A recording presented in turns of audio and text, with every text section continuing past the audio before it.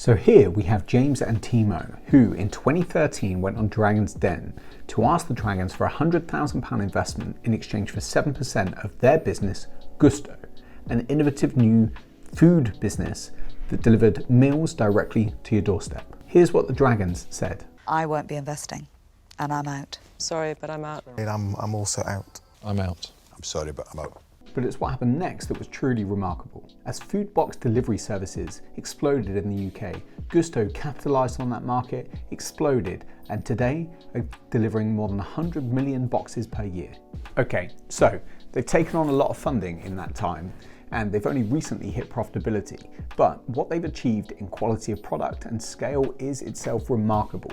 So, what's the story? How did they get there? And who is Timo Boldt? Just before I get into that, I wanted to ask you a quick favor. We're busy making this content around entrepreneurs, careers, startups, and it would be really, really helpful if you would consider hitting the subscribe button and being part of this journey with us. Thank you.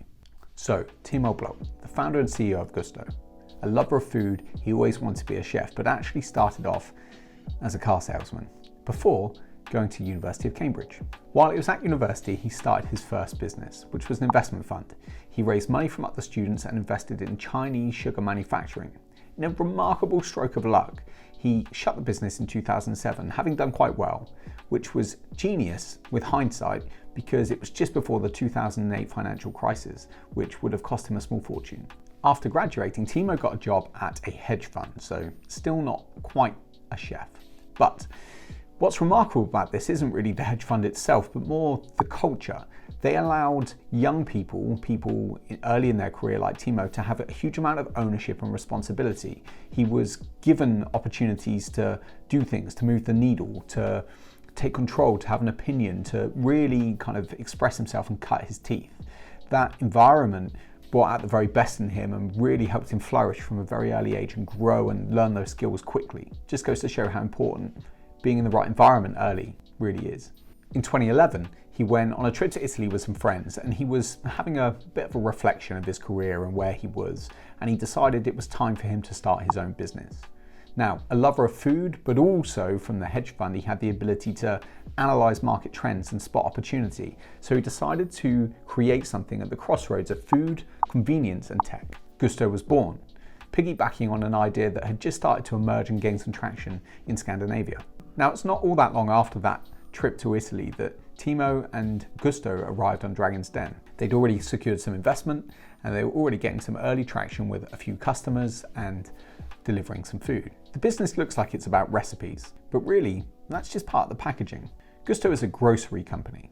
A traditional grocery company like a supermarket had big buildings with long aisles and high shelves stacked full of raw ingredients. Gousto give you an app. Where a supermarket, you walk around yourself and you put things in your trolley, Gousto send it to you in a box. A supermarket, you get those raw ingredients and you kind of have to work out what to do with them yourself. Gousto send you a recipe card and tell you what to make. They're a high-tech grocery company. What you used to get from the supermarket, you now get from Gousto. But in order to grow, they had to become not only a high-tech grocery company, but a marketing company. Prior to 2019, they were focused on performance marketing channels, with 80% of their sales coming from performance channels. They optimized the life out of this thing, creating a retention prediction score that they fed into their marketing to maximize their return on investment. They looked at things like your order history, how you interact with their website, their mobile app, what time you order, the frequency and reliability of how you open their emails, all the way through to things like how you engage with their customer service team. All of these data points went into an algorithm. They fed this data into their marketing channels to help them work out what type of customers to buy more of, where to spend more of their marketing budget, and where to spend less. But in 2020, they shifted their focus to brand marketing, launching direct-to-consumer TV and brand advertising campaigns like Give It Some Gousto. This all went very well. Before 2019, 80% of our sales were through performance channels. But now 82% are either organic or referral. This direct consequence of their brand efforts. So with so many customers and food everywhere, they needed to not only be a grocery company and a marketing company, but a logistics company as well. Their operation has evolved a lot in the past 11 years. Today, customers use their mobile app to choose from any one of 60 weekly recipes up to 3 weeks in advance and decide what it is that they want on their doorstep. This means Gousto can be far more efficient with their supply chains than a traditional supermarket, which results in significantly less food waste. Typical waste levels at a traditional supermarket are expected to be 20%. Gousto's is as low as 2%. They've also got pretty clever in the past 11 years and built an AI recommendation model that uses your previous order history and what you've eaten to make recommendations of what you might want to eat this week, next week, or the week after. They do it because they know that making your life easier and making sure that you're eating what you want to eat increases your retention and makes you more likely to buy from them in future. Of course, they've opened multiple factories all in the UK and equipped them with best-in-class machinery and automation to make logistics and operations as efficient as possible, which is really important given their relatively modest margin. So they're a grocery company, a marketing company, and a logistics company.